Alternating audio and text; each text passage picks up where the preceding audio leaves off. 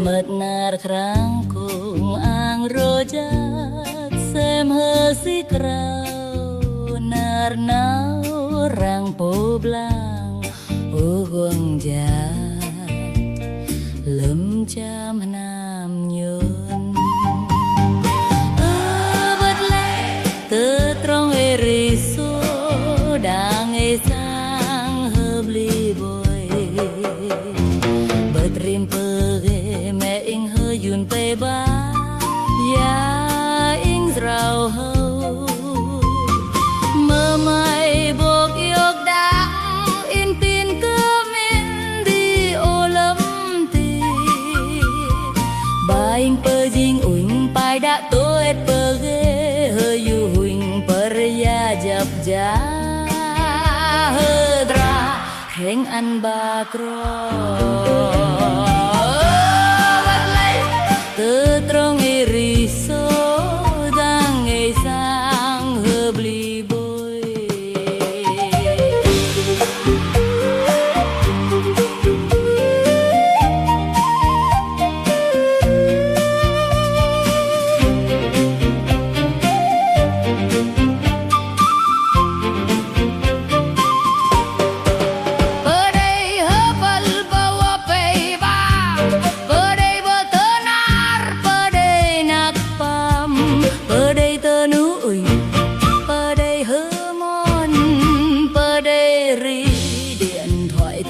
chép ôi cơ đi mình nu na cơ đi mình nu mẹ hôm rát để krau song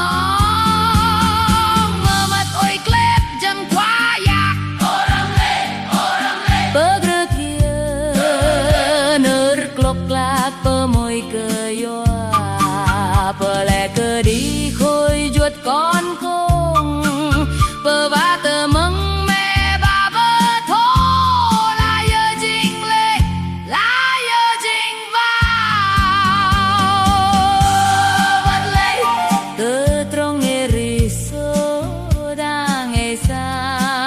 bli boy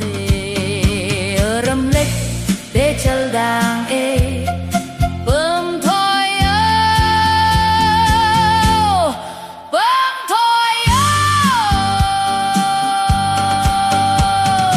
đắng mát đắng ba đừng trong đi